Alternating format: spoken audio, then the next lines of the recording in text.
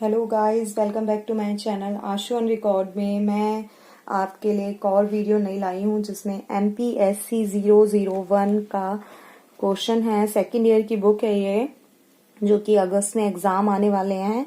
भारत और विश्व भारतीय विदेश नीति के उद्देश्यों का वर्णन कीजिए, इसमें ये बताया गया है। तो पहले थोड़ी सी मैं इसमें समरी दी है थोड़ी सी कि क्या होती है भारतीय विदेश नीति। अन्य देशों की तरह भारत ने भी आजादी के बाद अपनी विदेश नीति बनाई। तो आपको पता ही है कि जब आजाद हुआ उसके बाद विदेश नीति की बहुत ज्यादा इम्पोर्टेंस हुई और पूरा राज्य हम सब कुछ अपना संविधान वगैरह सब गठन ही उस टाइम हम कर रहे थे नए नए। तो ऐसी विदेश नीति का भी हुआ। इसे बनाते समय भारत के प्रधानमंत्री पंडित जवाहरलाल नेहरू ने इसमें कुछ राष्ट्रीय और कुछ अंतर्राष्ट्रीय तत्वों को शामिल किया। भारत ने अपनी स्वतंत्रता से पहले ही यह घोषणा कर दी थी कि वह अंतर्राष्ट्रीय राजनीतिक तत्वों में भाग लेगा, लेकिन किसी भी महाशक्तियों के खेमे में शामिल नहीं होगा। क्योंकि भारत एक स्वतंत्र इतनी ज्यादा गुलामी उसने करी थी, तो वो स्वतंत्र रहना चाहता था। तो इसलिए उसने बोल दिया था कि मैं किसी के भी मतलब जो संविधान है या नीति है, किसी की भी मैं पूरी तरीके से नहीं अपनाऊंगा, मेरी एक अलग नीति होगी। पंडित जवाहरलाल नेहरू ने भारत विदेश नीति बनाते समय 3 बातों पर जोर दिया था, जो कि निम्नलिखित है। ये बहुत इंपॉर्टेंट है।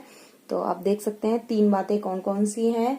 विदेश नीति ऐसी हो जो देश को संप्रभु बनाए, मतलब संप्रभु खुद का अपना अस्तित्व होना चाहिए उसमें।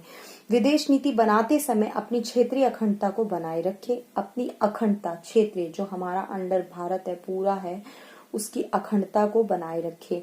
तेज गति से विकास किया जाए, और विदेश नीति कोई भी हो उसमें तेज गति से अगर विकास होता है तो बहुत अच्छी तरीके से देश उन्नत पर जाता है।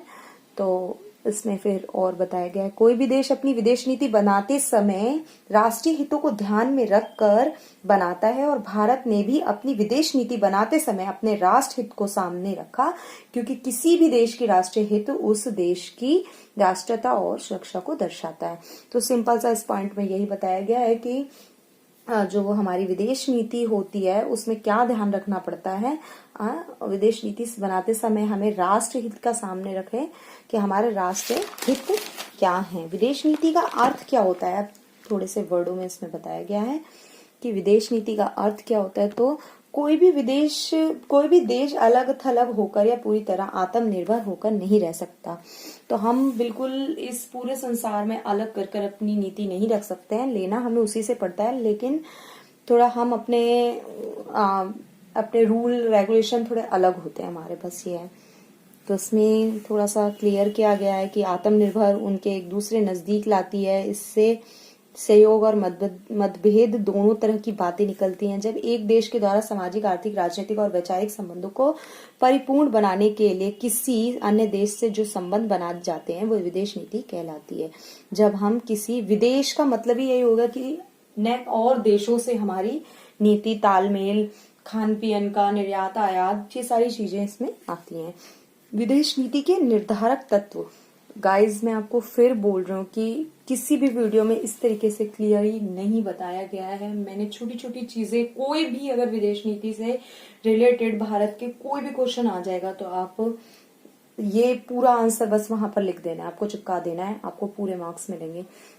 विदेश नीति के निर्धारित तत्व क्या है ये देखिए आप।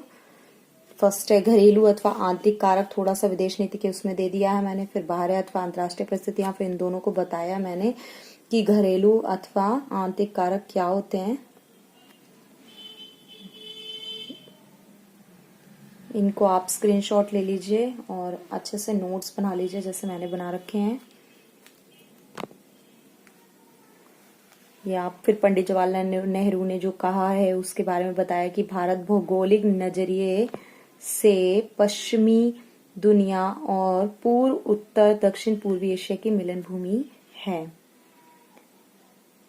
फिर दूसरे विश्व युद्ध के बारे में बताया है कि संसार 2 विरोधी गुटों में बट गया था पहले युद्ध के बाद। फिर दूसरा विश्व युद्ध हुआ, फिर उसमें कैसे मतलब राजनीतिक कारक बताए हैं। फिर उसमें मैंने सारा विदेश नीति का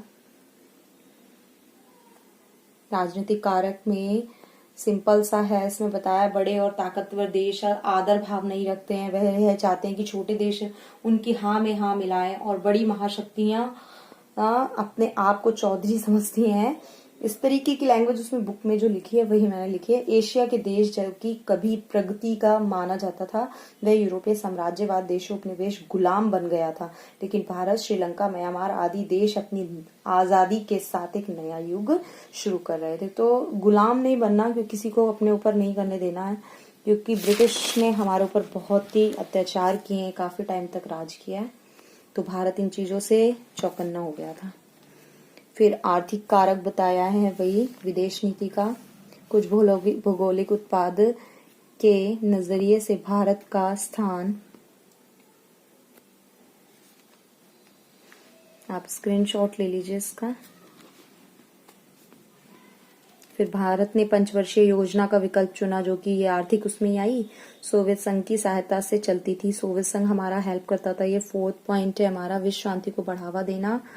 इसको मैंने पूरी तरीके से यहाँ क्लियर किया है, आप स्क्रीनशॉट ले लीजिए इसका। फिर आया सामरिक कारक, फिर वैचारिक आधार अर्थात राष्ट्रीय नेताओं को प्रेरित करने वाले कारक हैं इसमें। ये क्वेश्चन क्लियर होता है। आई होप आपको मेरी वीडियो पसंद आई होगी। लाइक करें, शेयर करें, ज्यादा से ज्यादा कमेंट करें। Thank you for watching.